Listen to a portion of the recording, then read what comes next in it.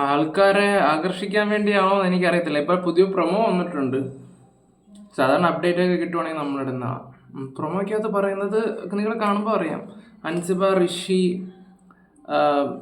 പിന്നെ ആരാ, ജാസ്മിൻ, ഗബ്രി ഇവരെ നിർത്തുന്നു.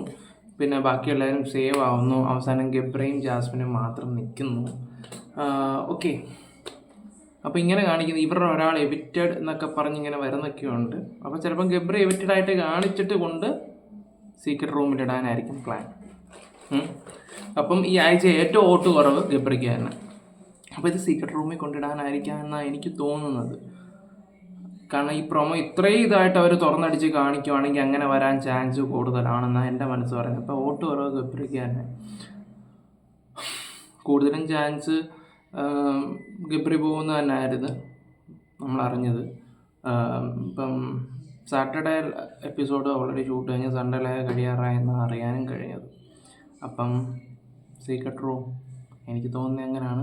എനിക്കിതുവരെ പിന്നെ അപ്ഡേറ്റും കാര്യങ്ങളൊന്നും കിട്ടിയില്ല. ഞാനും അതിനുവേണ്ടി വെയിറ്റ് ചെയ്തുകൊണ്ടിരിക്കുകയാണ്. കിട്ടുവാണെങ്കിൽ ഞാൻ ഇന്നത്തെ സീക്രട്ട് റൂം ആവാനാണ് തോന്നുന്നത്. കാരണം ഈ പ്രൊമോ ഇങ്ങനെ അഴിച്ചു വിടുവാണെങ്കിൽ എനിക്ക് അങ്ങനെ തോന്നാനാണ് ചാൻസ്.